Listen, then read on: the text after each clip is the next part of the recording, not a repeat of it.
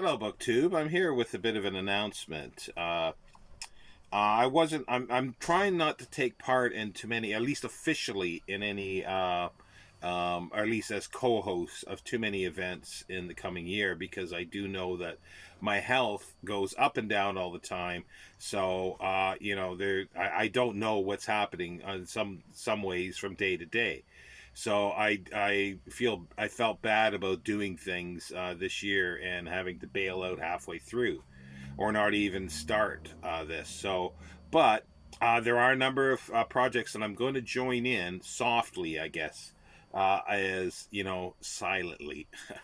And one that is really, really great is called Historathon 2023, and it was created by Vin at Revenant Reads, and there are a number of co-hosts for this, and I will list those down below.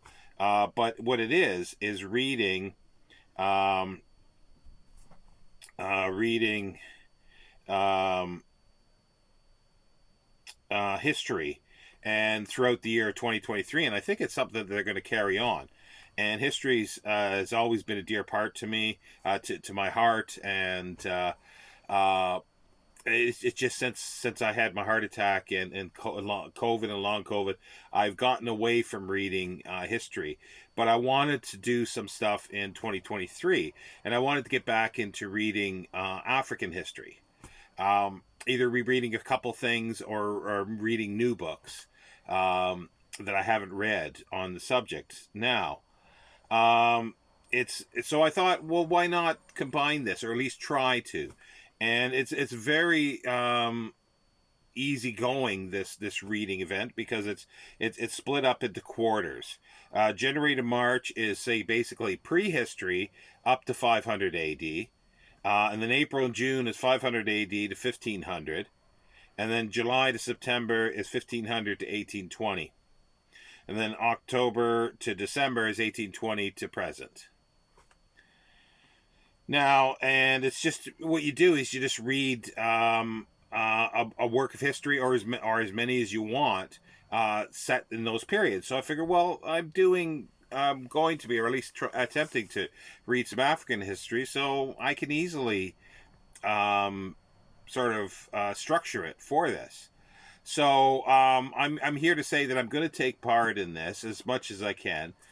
And the first part, prehistory to 500, I'm going to be reading a number of books, and I'm hoping to get a something else that is a big chunker for this as well. But that's in the works. Now, the first thing that I definitely going to be reading, this doesn't have a dust jacket. This was I'd hauled this, I think, in uh, last year, I think more than a year ago, where I got a whole bunch of free books. This is The Prehistory of Africa by J. Desmond Clark by Thames and Hudson. It was published in 1970. So it's volume 72 in the series Ancient Peoples and Places. General editor Dr. Glenn Daniel. And it's not gonna have current research in it, but it is one, and it's one that I haven't read. I'd never had this before. Sadly, it doesn't have a dust jacket. If I think it's really good, I might someday try to find one with a dust jacket. But it basically is African prehistory, and it's illustrated in the back. And it's got ethnographical information as well. It's not that big. It's quite short.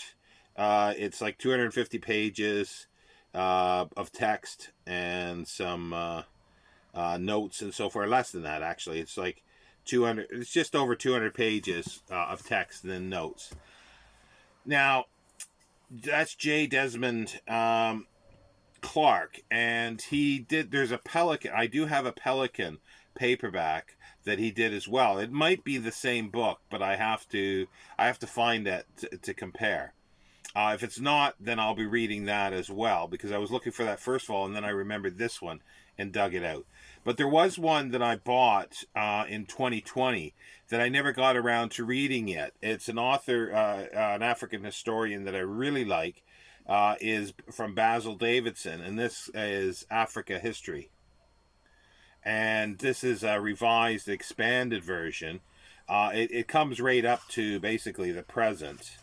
So this will be something that I'll read throughout the year, but I'll definitely read up to the 500 AD, because he does everything. He goes right into, because Egypt's part of Africa as well. So there's a bit of that, but I'm more interested at the moment in sub-Saharan Africa, but including the Sahel, but definitely sub-Saharan. But this will be a good one, and I'll read the first section of that. And I'm hoping to get something else, like a massive book on the prehistory of Africa that fits perfectly into the dates, prehistory up to 500 AD.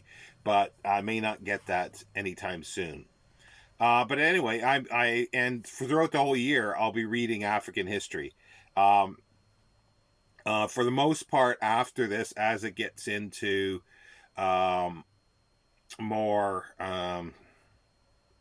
recent times, like around the 16, 17, 1800s, a lot of my reading will be confined to South Africa, the Republic of South Africa. And I will read probably right up to today, because I do have a number of books that I purchased in 2020 that do go right up today about South Africa. So it's a perfect opportunity to read those.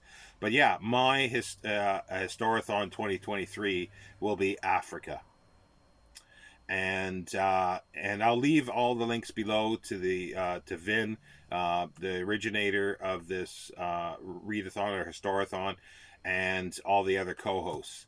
And there is a Voxer group that I am part of. I'm not sure how much I'll be chatting in there. It depends. Sometimes some groups really take my fancy, and there's lots to chat about.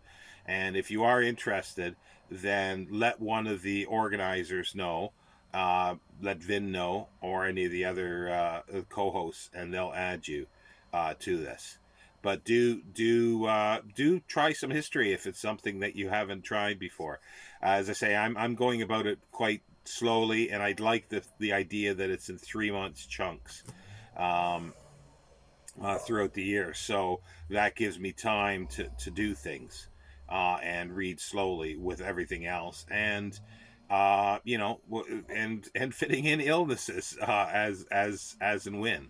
So thank you very much, BookTube, and I'll be back probably with a sort of year end on the 31st. Just a sort of a brief wrap up of my year, and another look at what I hope to do. Now, the key word is hope to do in 2023. So I have hope, and I am making plans, and I'm checking them twice, but not everything will probably come through. But hey ho, I'll give it a try. Thank you, BookTube. Bye bye.